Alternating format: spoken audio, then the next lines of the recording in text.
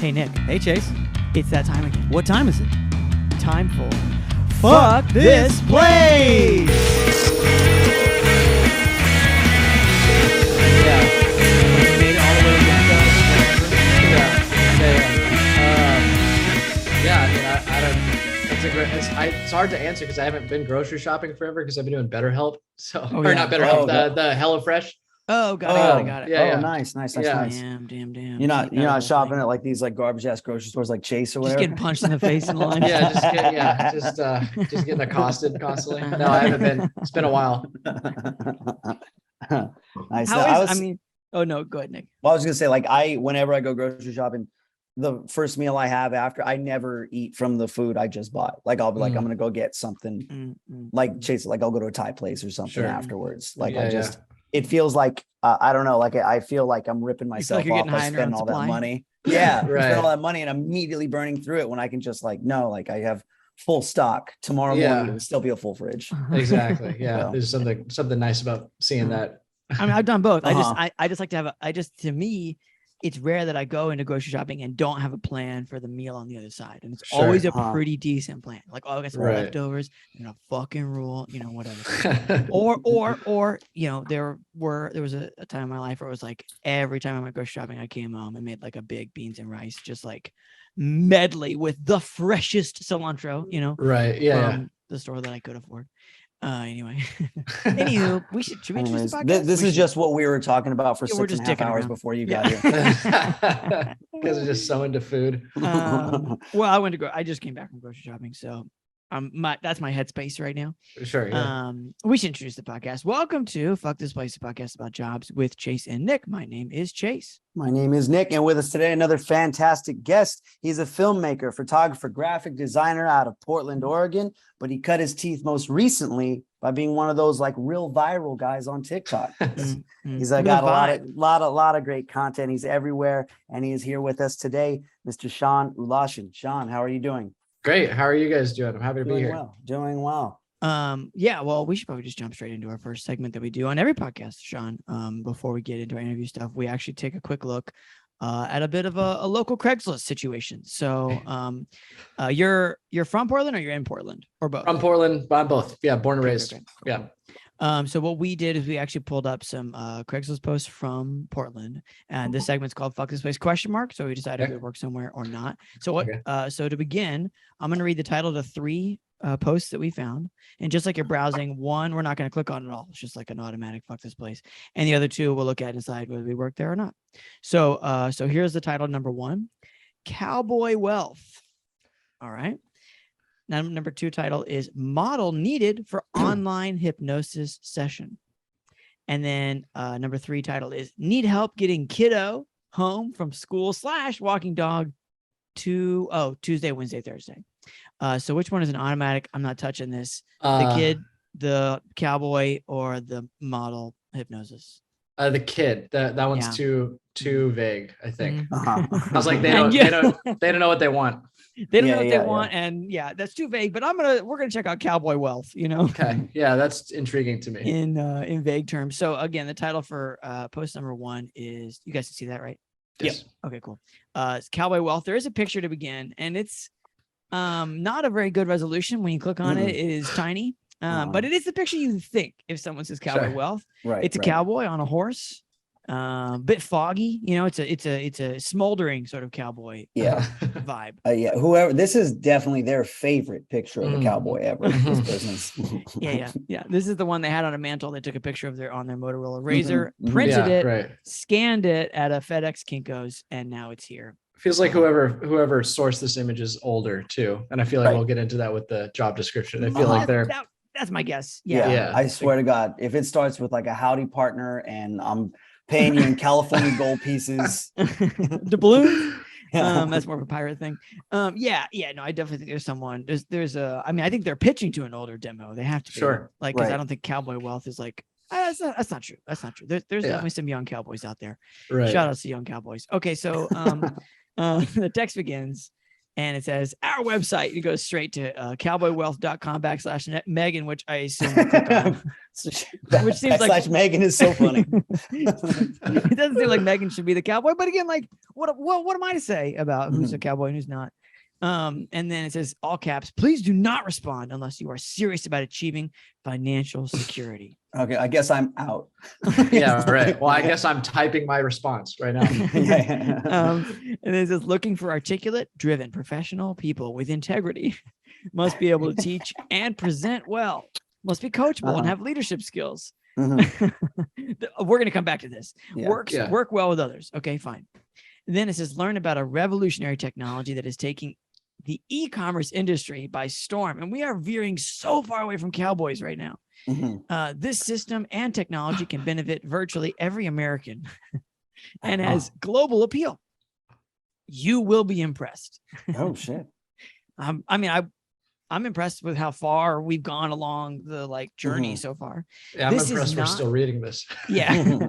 This is not MLM or network marketing. Thank God. What you don't do, all right? You don't sell or distribute products to your neighbors and friends. You don't carry inventory. You don't take orders and make deliveries. You don't invoice or collect debts. You don't manipulate or pressure customers to make purchases. Okay. All right. We are looking for people who love the freedom and independence. This is the first mention of a cowboy since the very beginning of this ad, of working from home and want to succeed in these uncertain times. Our website, again, cowboywealth.com/Megan. And this is call an 800 number. Before we click this link, what any thoughts?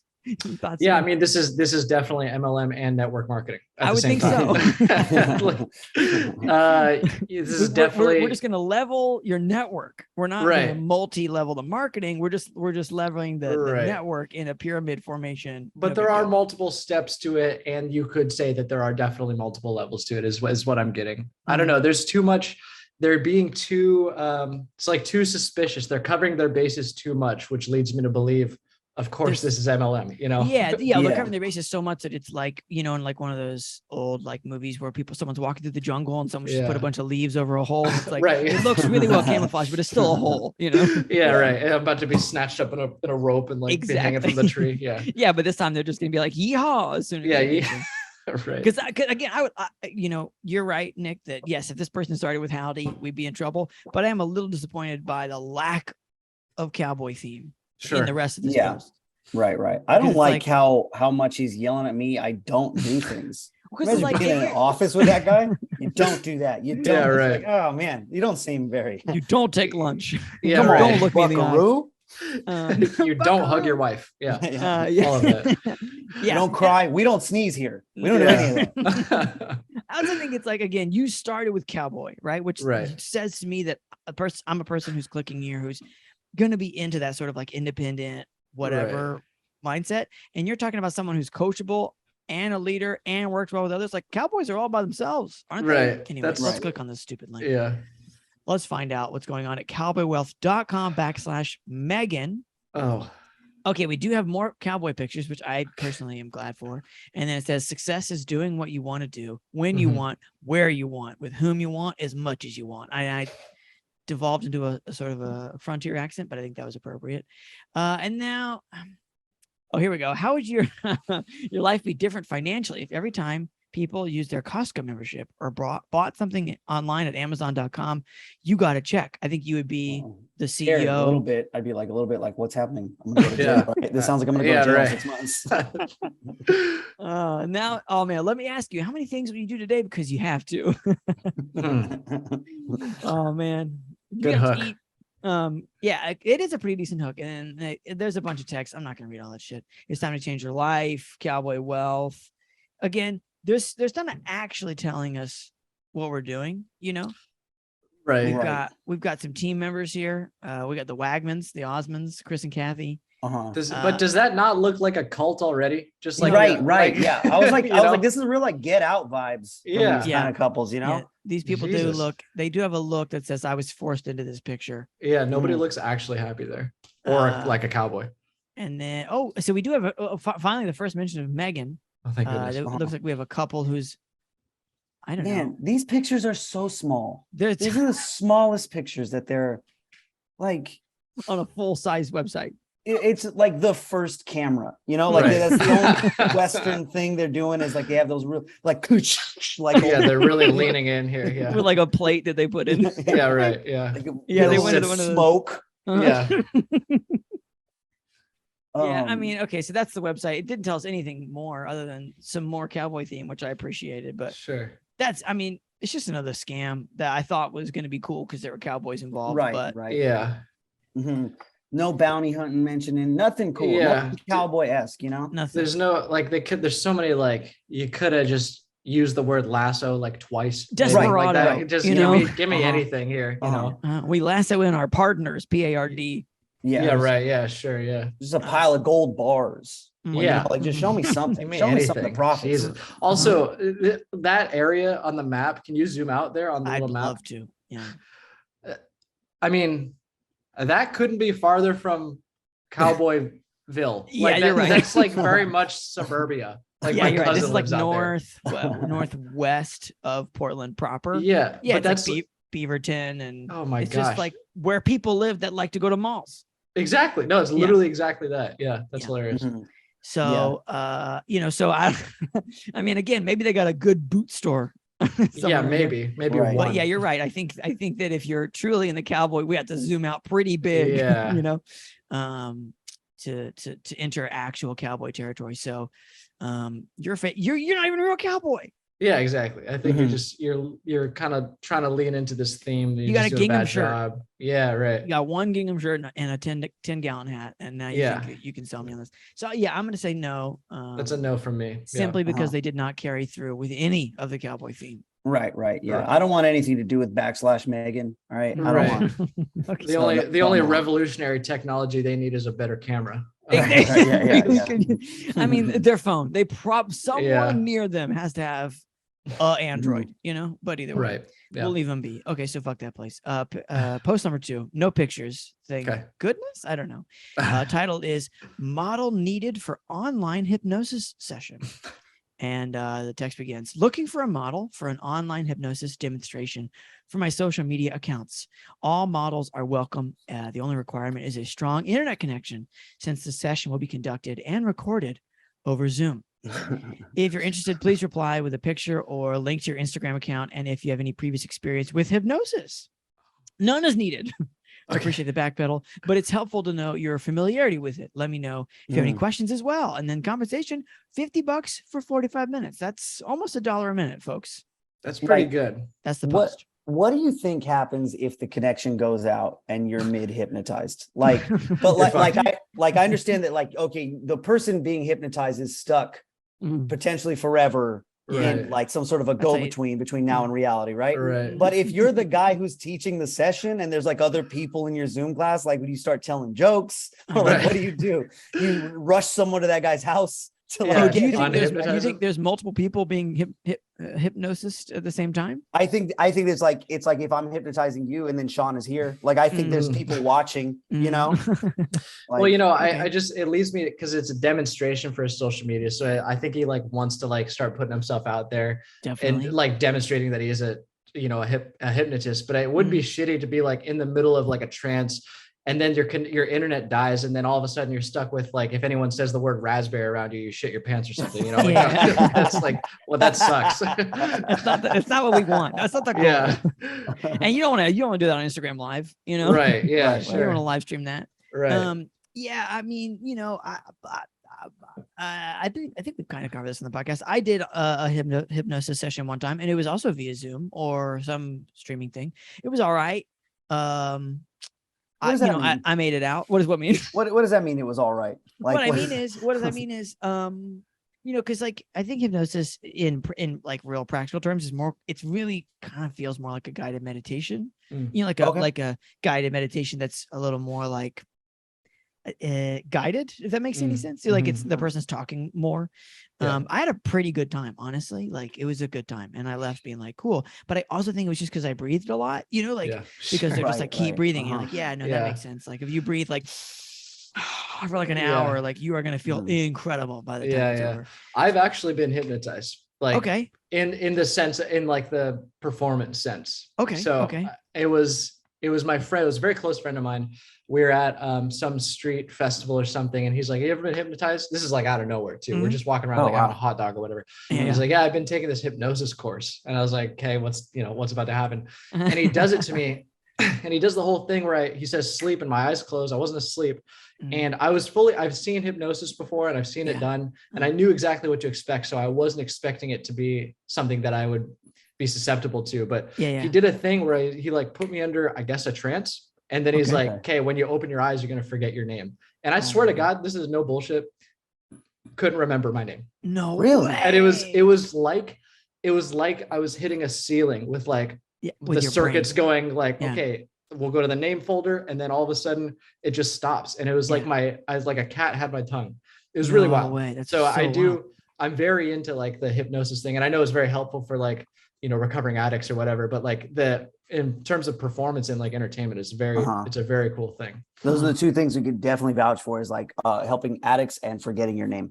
For sure. Right. Guaranteed locked in. Oh, and looking like a chicken sometimes, I use a lot of chicken stuff. Yeah. Always it's funny to me that your friend was like, "Hey, I've been getting into this," and then he did it. And then he just like did it. Well, yeah, because I was like, okay, like, would you watch a YouTube video? But apparently there's like a course that he bought that he was just like watching for months. And he was like, "Oh, Sean, I live a different life. I have a second life that I'm living and not telling you." He puts on like a tailcoat and like a bow tie. Yeah. So I'm fully into hypnosis, like for the medical benefits and psychological benefits, but also entertainment. So and 50 for 45 minutes, that's like over $1 a minute. Yeah, that's right. So and it's over Zoom, so you don't have to really meet anyone. What do you have to lose other than, again, your friend that person was your friend. You trusted them, at the beginning of it. I would say other hip, like, when I was in college, there was like a hypnotist who came and someone fucking moved like a chicken or whatever. At least that person has witnesses, right? So like you have to bring them out. But in this case, it's like whether the internet goes or not, they could literally just be like, "You're going to forget your name and you're going to tell me your checking account number." Exactly. Yeah. This could just be a big ploy for like, just getting someone's banking information. Yeah. So I'm going to get that $50 back plus interest. You're going to always remember your routing number every time I ask you. Every time I ask you. Because I'm going to forget, man. I know. There's like 50 people have done this too. So I'm going to have to call you like tomorrow afternoon. That's hilarious. When I'm at the bank saying that I'm you. Hey, buddy, it's me. I'm you. Can you tell me your routing number? 469. So go ahead. I wouldn't want to do this either way, but now that I've heard both of your guys' like testimonials, absolutely not. Sounds too powerful. Honestly, after mine, I was like, "Oh, I'd be into this," and then and now hearing Sean's, I'm like, "I don't think so." I don't think so. I want this to be friend at a carnival only. So right. I keep my hypnosis. Keep it honest. I want post corn dog. Or pre-funnel cake. Okay, fuck this place.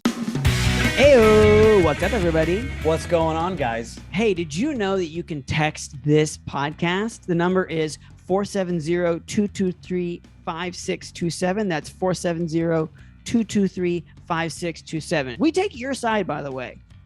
That's an automatic position. If you text us, we're on your side. Yeah, I don't give a damn about your boss. You think I'm going to protect that guy? I hate that guy. I hate that guy. I got your back. We got your back here. Absolutely. If we're like this is like a weirdo, like sleazy lawyer commercial. I mean, we're on your side to a point, I'm wearing a goofy suit right now.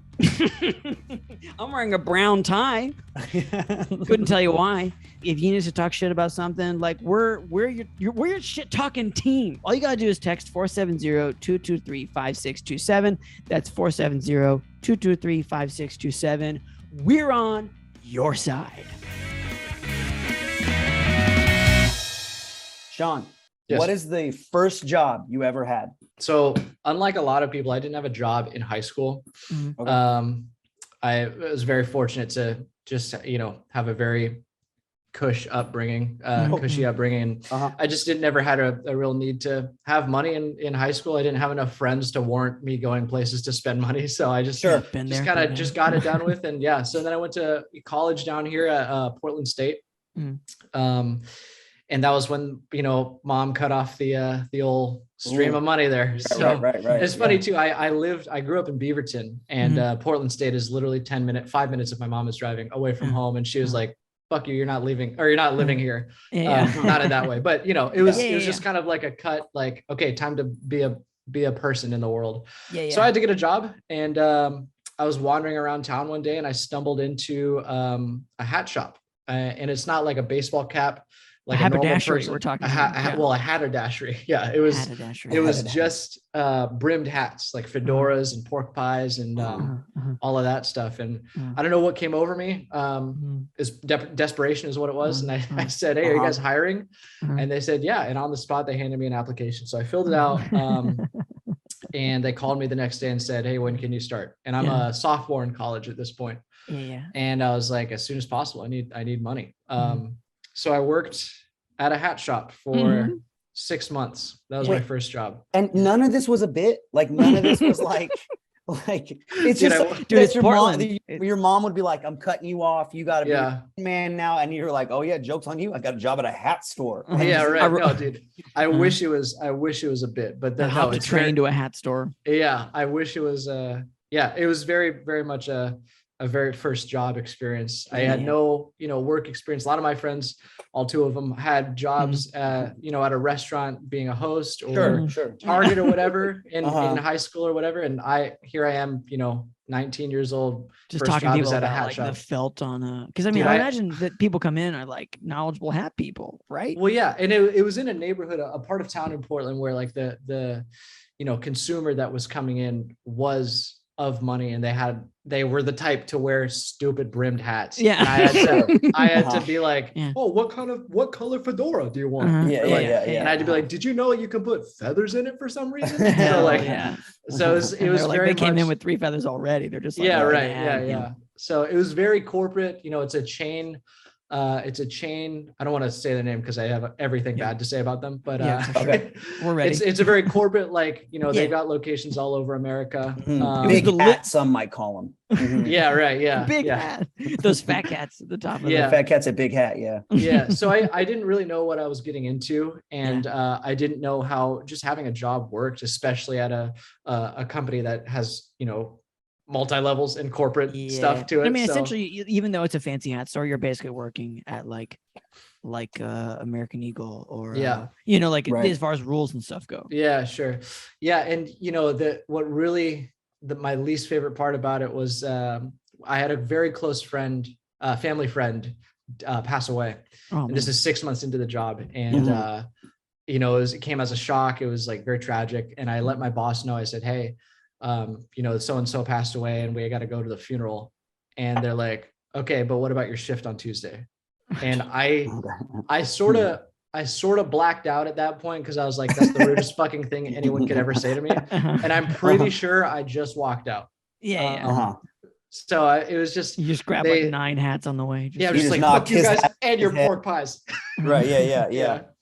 Yeah, I'm walking down the street like frisbeeing hats to people, but it was, it was just not a great situation. I learned a lot about myself and how to, work in a very corporate environment, and I learned way too much about felt hats and stuff. But, so let's talk about the training process here. So you're like, I'm a ding dong. Can I be here? And the person's like, sure. It's crazy to me that happened, but it does happen. Yeah. I guess there's not a lot of like teens wandering in and being like, can I sell these weirdly bougie hats? Mostly comic book villains. Right. people who at least like to say the word dastardly. Dastardly. Yeah. I'm looking for a disguise from the X-Men. What do you got? Yeah. Oh, come on over here. Can I put a blade in the brim of this? I want to throw it at a secret agent.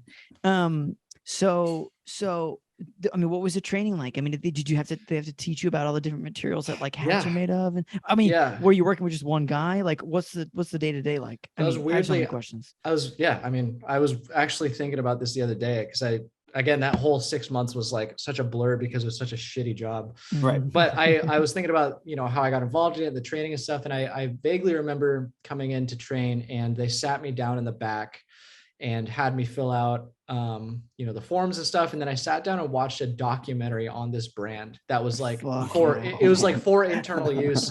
So their employees could understand the whole landscape. And I'm sitting there like this wet behind the ears, like, college kid, just like watching like the history of this. Like they started in fucking Pennsylvania or whatever. Literally the 1800s. No. Yeah.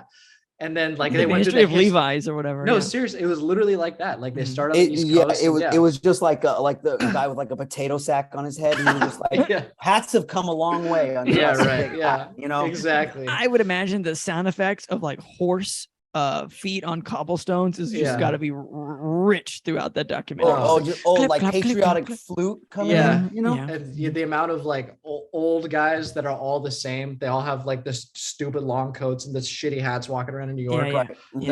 So had to watch like a brand video that was like, here's the history of this company, and then your manager's all crying in the back. He's all touched by it. Like, I can't get past this part. Gets me every time. Gets me every time. Exactly. And then I see that horse. That horse didn't have a hat till we gave it one. It's like, dude, we get it. You're horny for hats. All right? Jesus Christ. Chill. And then there was a quiz on the video, of course, because can't leave training without knowing or assessing your knowledge of fucking hats. So and then I learned kind of it was my first ever job. So again, I just had no idea about inventory or anything that went into that. So I kind of learned about how to like audit the shelves and restock things when they need to, or how, merchandising and stuff like that. And it was a good learning a lot. I mean, like some people's first job, and I didn't, this is regardless of age, like, sure, you were a sophomore in college or whatever, but like someone's first job, they're like, yeah, can you hold this for me? Yeah, sure. Like you work in the store, but they're like, hey, just take that hat somewhere else and then come back and I'll tell you what to do next. Right. Sounds like you're running the store kind of by yourself. Yeah, I mean, I had a manager, but I was like the retail associate. And again, it was in kind of a neighborhood of Portland that was like, it didn't have the highest foot traffic, but the foot traffic it did was like very affluent people. Yeah. It was a smaller shop, just square footage wise. So we didn't need 2 or 3 people in there. Right. Sometimes I had a coworker, but it was mostly me just kind of running the show. I had kind of a schedule of things that I could get done in terms of cleaning and hat fucking maintenance. There was like to brush them and shit. You could put together orders and ship off orders and stuff. Organize the back room. Count the feathers. Like it was a pretty it was just a pretty regular like retail job from like hindsight. Looking back at it now, very regular. It was just that you were just talking to the weirdest people and the weirdest possible hats. People. Yeah, definitely. I definitely think there was like some villains that came in that were like, I lost my mask and my hat. Can I get that? Right. It was just but yeah, I mean, the bad taste in my mouth came from just the management and the way they really treated their employees just wasn't great. Yeah. Right. Yeah. 100%. I always think that like every teenager, like it's like a hacky joke at this point that like every teenager has like a grandma that dies and that's why they can't come into work today, Right. But what bothers me about that is that everyone knows that, and managers never prepare for that. Like ever, like you don't have another person that can come in on Tuesday. Regardless of what the the excuse is. Exactly. You have to account that like you're gonna have people call out, you're gonna have people come up. And it's have you ever run a store before? How does as a corporation did you make it from the 1800s right. to now? By being just like, but Tuesday, man, Yeah, exactly. Nobody exists that could possibly cover that time. There's nothing we can do. It's just you, the guy who walked in off the street that we didn't do anything to obtain. Right. You want to be accountable for the fall of Big Hat for not being there on Tuesday. Yeah. Honestly, I wouldn't mind a Big Hat. Fucking, I mean, those hats are useless. Tweed blazers have been nipping at our heels for years with the fucking patches in the elbow and stuff. And don't even get me started on snapback. You're telling me Kangol is going to take over? Yeah, right. The Newsies? I don't think so, pal. Right. So what about the customers? Like, were there any repeat customers? Or was it? A lot of monocles. A lot of people with monocles. No. Not enough monocles. There was a fair amount of people that came in that were just fans of the brand, and they're like, "What's new this month?" And I would be like, "Here's all the fucking new colors of this dumb hat." But a lot of times it was people wandering in for their first time. They'd either just moved to the city or it's on a street that's pretty like touristy. So a lot of people came in, and it's not every day you see a rimmed hat shop. Yeah, right. So a lot of teenagers poking fun at the fedora jokes or whatever. It is a unique kind of thing, but not too many repeat customers. There's a couple of like super fans or people that have been around the brand or have bought from the brand for years that I hadn't met previously that were like, "Hey, I need to replace this cap. It's kind of my thing." And it was like those kinds of people, So I got a thing. I'm the exact kind of customer that would have a thing. A thing. Yeah. And yeah. What is so when you're in there, was part of their thing being mean to you? Yeah, part of their thing was just being generally shitty. Yeah, okay, that's what I thought. Go ahead, Nick. So do they make you wear a hat the whole time you're in there? Hell yeah, they do. Do they hell yeah. and do they pick the hat, or you get to pick the hat, or what is it? You get to pick it, but you have to pay your employee price for it. Hell yeah. So I'm hired and I did the documentary and the quiz, and they're like, "Okay, pick your hat." And I'm like, "All right, fucking this one, I guess." And they're That'll like, be "Great." $900. Oh, sorry, $800. Yeah, excuse me. No, and they're expensive too. And they're like, "Yeah, so this will be 50% off whatever the retail price is." And I'm like, I'm literally working for you guys. Can I pick a different hat? What's the cheapest hat? Can I wear a bandana? Do you guys have this Krispy Kreme like paper? Like hat? Can I just make one? Yeah. What hat did you pick though? Like, you had to pick something. It's pretty standard. Wish I could describe it. It was a fedora. It was not too, the crown wasn't like the Pharrell or Arby's crown, you know? Sure. It was just a black one. It was honestly like when you think of like it's like a cross between a cowboy and like a shitty fedora. It suited me at the time back when my face was a little bit more trim. Yeah, it was, and I remember being stoked on it because I was like, hell yeah, my first job, here's my uniform. And it's just a hat. It's just a hat. That is like, I mean, it's like, you know, you don't have to wear a bunch of other stuff. You just have to wear a hat. So yeah. So it was cool for a second, but then I realized, oh, what am I doing? I gotta wear this hat every day. You know? Yeah. Oh, this is dumb. This sucks. Did any of your friends ever like come in or like?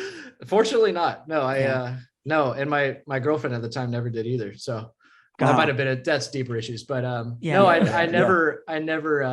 no, nobody ever came in that I knew. I became friends though with the other vendors on the street, not vendors, shops. It was actually really well placed. It was a hat shop and then a leather shop and then a couple of other like high-end clothing stores. Absolutely. And everyone was only bow ties or whatever. We sell only gloves here. Yeah, exactly. I mean, that's literally it. Just right-handed gloves. You got to go next over the left hand. We don't handle that. We don't specialize in those kind of fucking thumbs, man. Yeah. No, but it was nice to feel that camaraderie between the retail associates of the street, and everyone kind of had that same like feeling and thoughts towards the shops that they're at. Like I was at the hat shop. I was like, what am I doing? Yeah. The guys at the leather shop were like, I can only smell cow for this long, you know? Right. So it smells so much in there.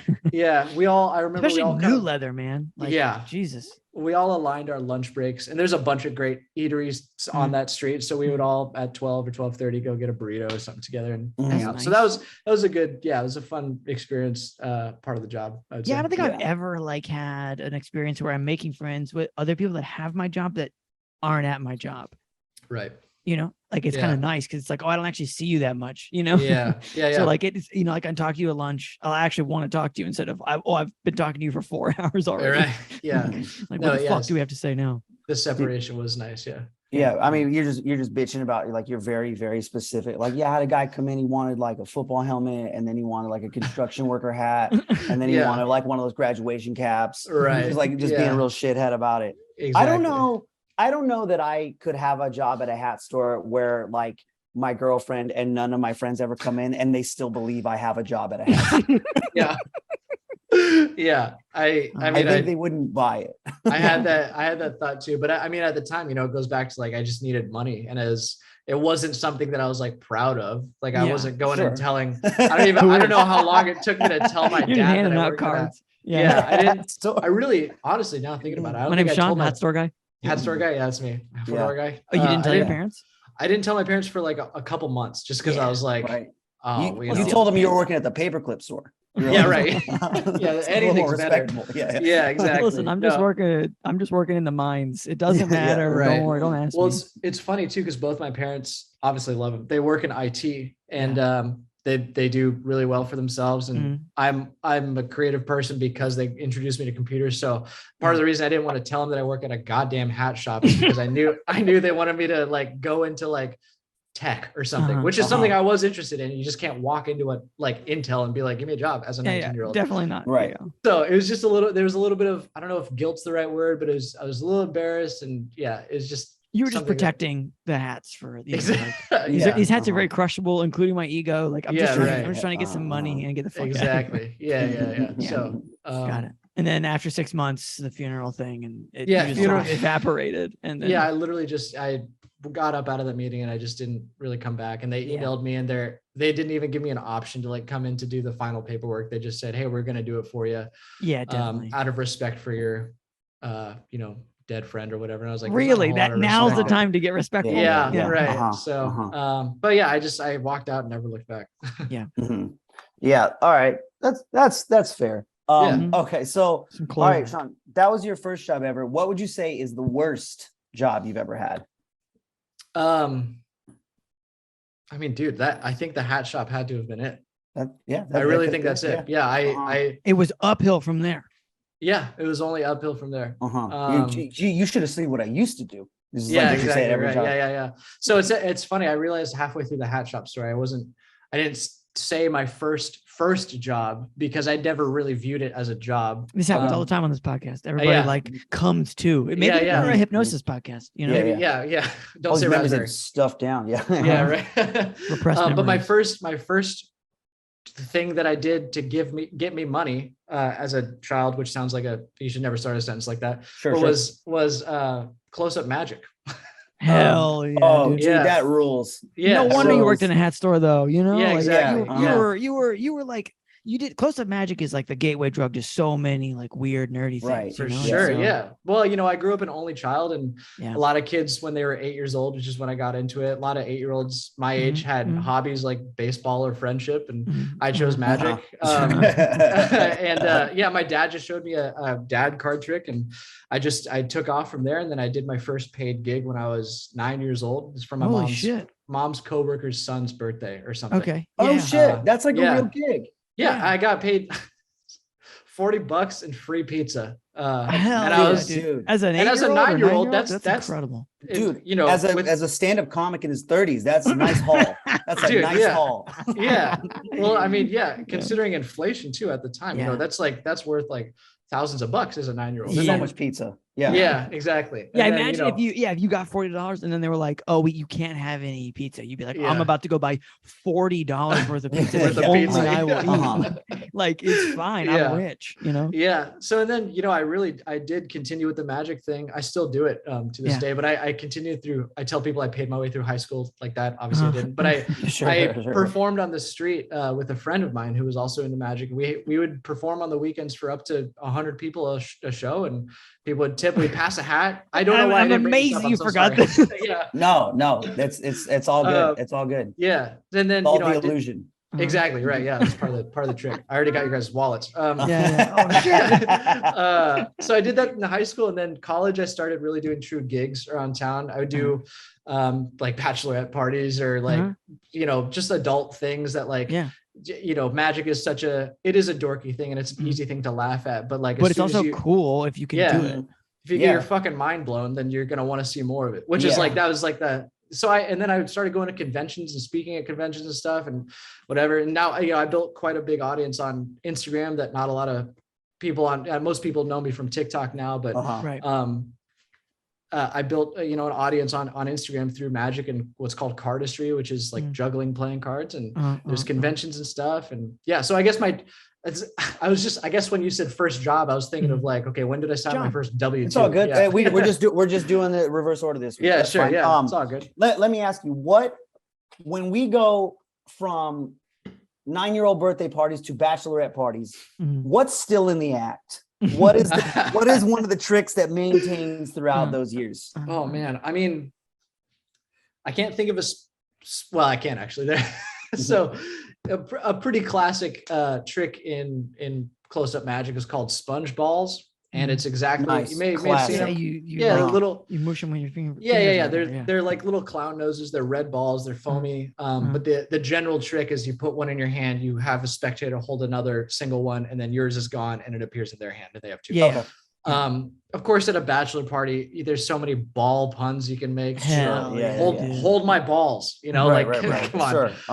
Crushing. But it's funny. I had a moment. Actually, it's funny you bring that up. I had a moment when I was at it was a bachelor party or whatever that I got hired for.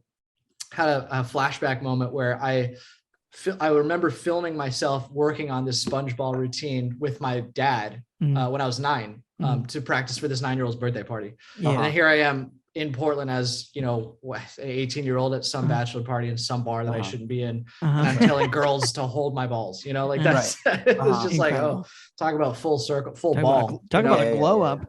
Yeah. Okay. So I'm curious about so you start with the gigs. Yeah. Then you move to street stuff, which like, you know, there is a culture of that in Portland or whatever, but like, how did you just say like, oh man, it crushed for these 9-year-olds and I made $40 and got some pizza. When do you say like, I'm going to chase this high forever? Yeah. How does the street thing work for you? So I met my friend Caleb at a magic club. Yeah, because they have those. Oh hell yeah! And I was used to being. It's not like an orgy thing at all. It's just magic. The orgy thing was every other Saturday. Yeah, right. No. The orgy people booked it out. They shut it down at midnight. Right. Yeah. Starts at 12:30. No. This was just a club literally every other Saturday, put on by older magicians that were a part of the Society of American Magicians, which Houdini founded back in like the 1900s. This was a subsection called the Society of Young Magicians. Okay. And I joined it like right after that 9-year-old's birthday party because my parents, yeah, exactly. My parents, for real. Like, because you're not going to run into other magicians at your fucking high school. Like, exactly. Like, God, I'll meet some other magicians, dude. Yeah. So, you know, I kind of went through the ranks of this club and I got a little older and I was in it for years and kids came, you know, after me and they're all younger kind of when I got into it. And then this fucking kid, Caleb, came and he's my age. And I was kind of like the hair, like I was like one of those cats where the hair stands up on the back. Oh, yeah. Because I was like, is this kid going to dethrone me? And it's like, you know, we all. You both exactly. have like the Doctor Strange just start battle floating. It's a wizard fight. It's a classic wizard fight. Yeah. We start every meeting with like a performance time, obviously. And I do something that's mind blowing and everyone loves it. And then this new kid, Caleb, goes last, of course. And he does something. He like rises up like a vampire, you know, like he rises up all slow. It's like, dude. And then he does something. He does something so incredible that I'm sitting there like this. I'm watching him at the back, like I'm the cool kid, you know. I'm, you know, 11. And I'm like watching it, and I'm like, okay, cool. And I made it known to the other kids that I was like, yeah, I know what he did. But in my head, I was like, how the fuck this kid immediately? Like, So it was funny. After the whole meeting and we do the whole, like we learn whatever the topic was today. I don't really talk to Caleb for the whole day. And then at the end, our dads come and pick us up. And Caleb's dad walks up to me after Caleb, you know, is like, hey, there's another kid my age. And he goes, hey, I'm going to go take Caleb to perform downtown in downtown Portland. Do you want to come? And I was like, I had to pretend like I'd done it before because I didn't want to be like, subordinate to this kid. So I was like, oh yeah, I did that the other. I hadn't. But it turns out Caleb's dad was a street performer back in the 80s. And he's got like, so he was like, he literally, he's in the circus. So he knows like he knows how to work crowds and stuff. So that's why Caleb is so good. Nice. And I was like, okay, cool. So I asked my dad, I said, hey dad, this other guy that I just met and his older, you know, his dad just asked me to go hang out with him in downtown Portland. Is that okay if I go? And my dad was like, sure, I guess. Yeah. So hell yeah, Dad. Yeah. So then it's me and Caleb's dad downtown. And Caleb's dad said, I'll pay you $1 for every person you approach to show a magic trick. And I was like, done. So all of a sudden, Caleb and I are walking around to just people and being like, you want to see a dumb card trick? Yeah. And I walked away with $50 that day. Especially if like an 11-year-old walks up to you and is like, do you want to see a dumb card trick? Like, absolutely. Like, yeah, hell yeah. You know, like a full grown, like seasoned adult. I'm like, you're trying to fucking steal something. I'm looking behind him for carnies and stuff. Like, I'm the setup, but if it looks good, then I'm down to watch. Yeah, right. Yeah. We only pickpocketed about 4 wallets that day. That's great. No, it was fun. So and then like you're like a chimney sweep, like wearing a fucking fedora. That's Caleb and I became really fast friends that day. I mean, how could you not if you're, accosting people to show them card tricks? And then we saw each other every weekend. And then as we got into high school together, we were like, hey, we should really try to, do a thing on the street. Hell yeah, dude. And he comes from was getting into theater So acting and stuff, and specifically comedic acting. So we put together an act called "The World's Most Dangerous Card Trick in the World." And it was it was a comedy magic act, and it culminated the final effect. You know, in all street magic acts, there's like one thing that you come in for, but you don't see it till the end.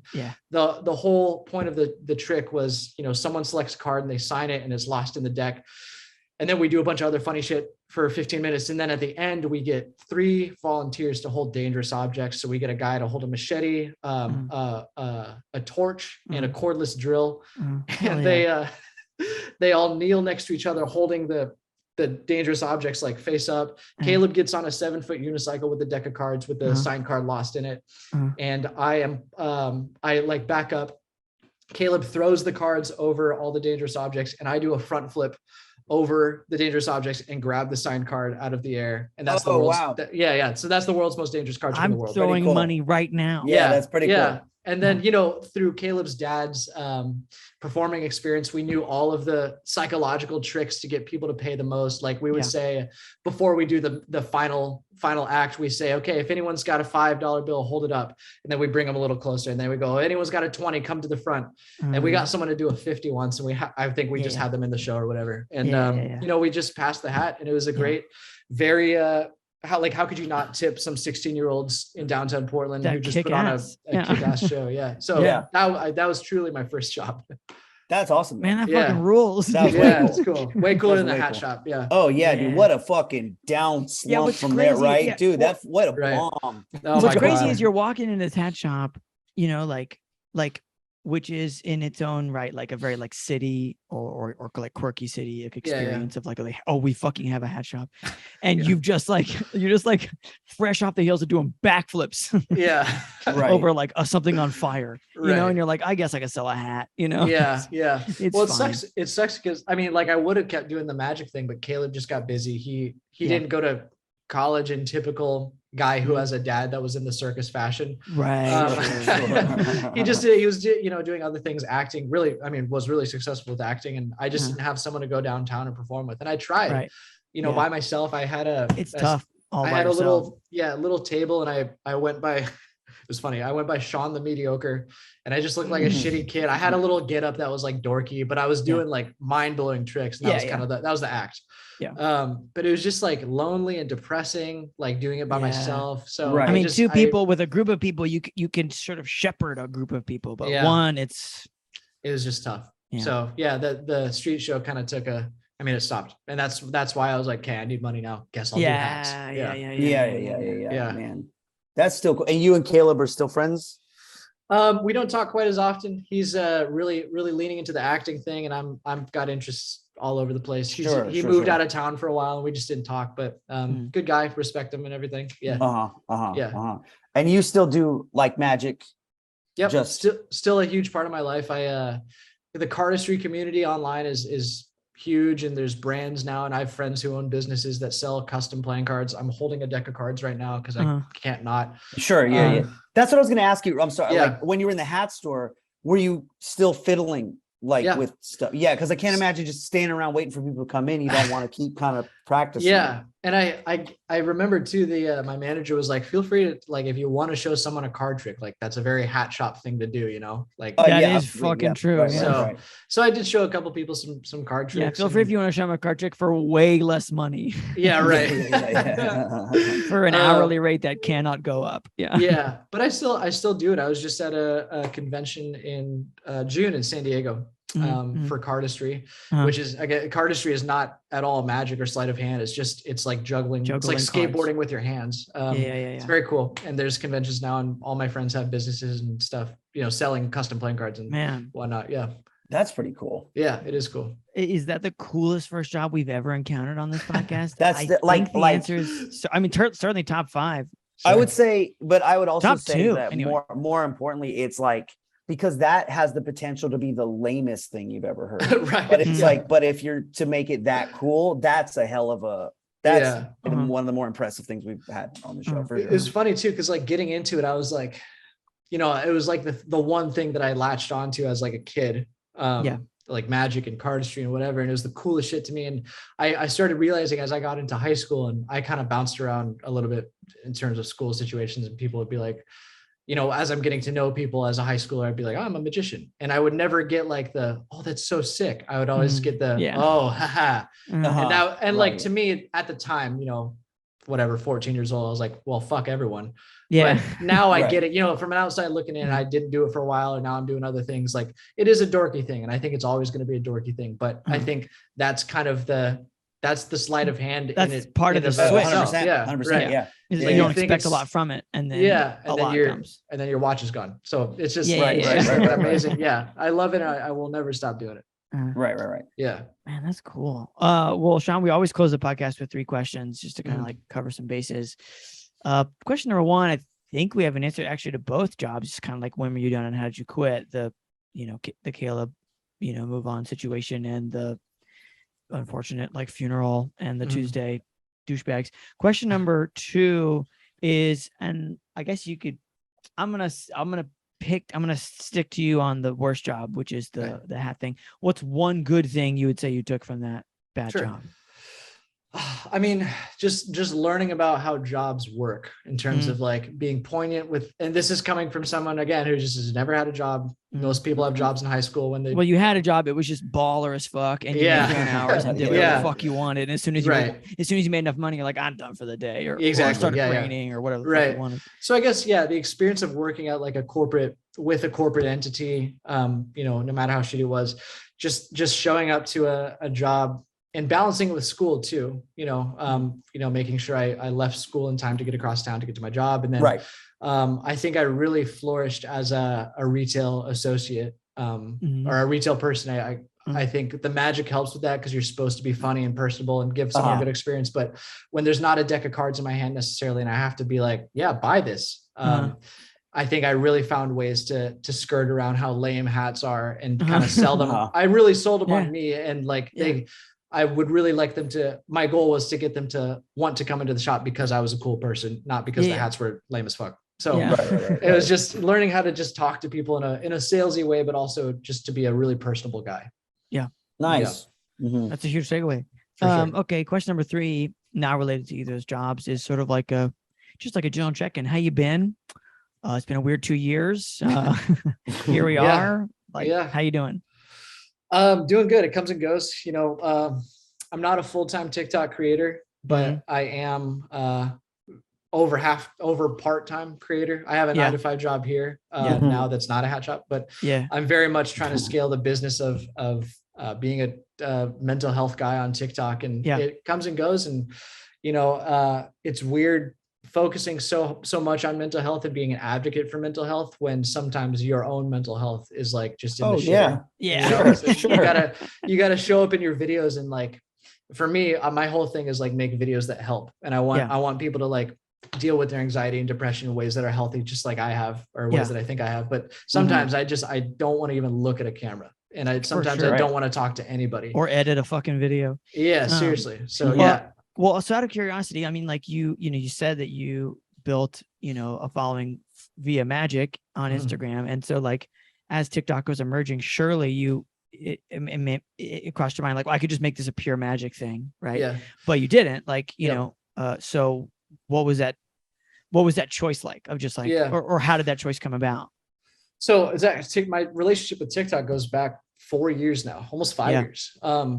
A random account reached out to me in early 2018, and it was like user blah, blah, blah, blah, blah on Instagram. They reach out to me and they say, hey, we're starting this new app called TikTok. We want to populate it with good creators. On Instagram, I had already built 50,000 people who love my stuff. And they must've just found me because my videos were great. And they're like, if you just upload your stuff to this new app, TikTok will promote you and you'll get 1 million followers. So I was like, okay, whatever. So I did it, woke up the next morning to 1 million views on this one video and 50,000 new followers. It was amazing. Wow. Yeah. And it was magic stuff. I just reposted a magic. Yeah.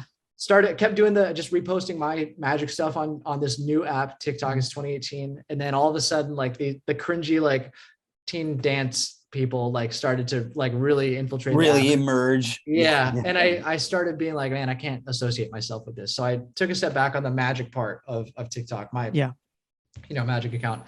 And then I don't know what it was. It must've been like some sort of global pandemic or something. Sure. It's hard to say. Yeah, at the end of 2021, or sorry, at the end of 2020, I revisited the idea of like, okay, how do I build a TikTok? Because I had seen a couple of my even magic friends like change their life with this app TikTok that I, for the most part, was like, fuck this app. It's just dancing hot people. And I was like, how can I use this to really catapult myself? And I thought of this, and I knew that I could do it with cards easily, because that's, what I grew up doing. I knew I could sell cards and sell myself and whatever, but I wanted to challenge myself to see if I could do it without a deck of cards in my hand. So I almost like spun a wheel, and I picked like, I don't know, mental health, productivity, self-development, because I was that kind of way already. And I was always very interested in finding ways that I could be the most efficient in my life. So I just decided to brand myself as just like a guy who has advice. And I remember at the end of December in 2020, just making 14 short videos that were just clips of me in my room, just like talking to the camera, being like, you should get off your phone. And then as soon as, so I made a promise to myself that I would not miss a day of uploading in 2021 on this fresh, brand new account, just to see what would happen. And I posted 14 videos, 14 days in a row, and made 14 more halfway through. And I had this cadence of, making these advice videos based on my own experience, and it started working really quickly. All of a sudden, people, like, I had a video pop off and it went viral, and I got a bunch of followers, and I made the same video again, and it went, and I realized, as much as it was an experiment, this whole posting every day for a year thing, about 6 months in, I realized, okay, I really love making these kinds of videos, because it was helping me mentally, and if like with productivity and all this other stuff. And I knew I was helping a bunch of other people, and I was meeting a bunch of people that were like-minded, and it was a community that I was building. I didn't even know it.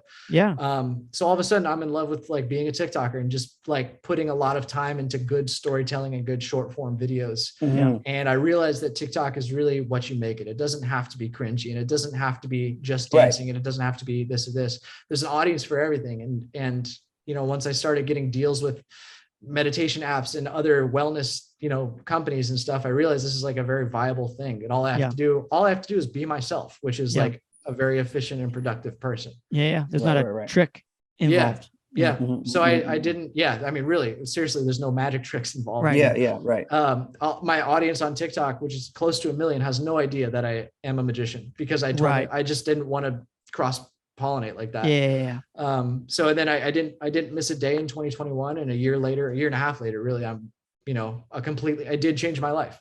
And I didn't like move to LA, and I'm not like in a influencer mansion, but like the way I view not only, short form content, but myself now is like completely changed. And I'm a completely different person over the course of a year and a half. And the way I view things is so much different now. So I wouldn't trade it for the world. Oh, it's amazing. That's awesome. Well, speaking of, where can people find you on the internet?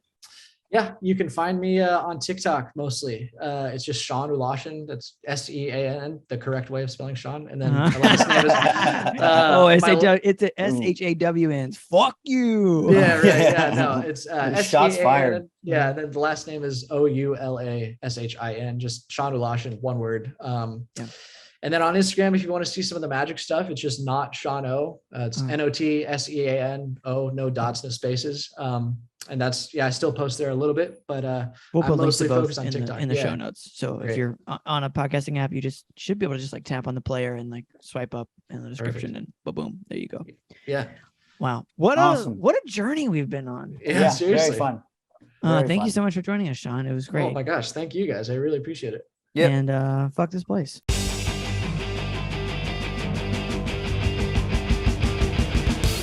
Thanks for listening, everybody. Thanks for listening. If you had a good time, don't forget to subscribe, rate the podcast, leave a review, 5 stars, 4 stars. You can give less stars, but don't do that. I mean, you can, but just text us. It's 470-223-5627. That's 470-223-5627. You can just let it out, Get mean. We're here for you. Okay, that's it. Bye for now.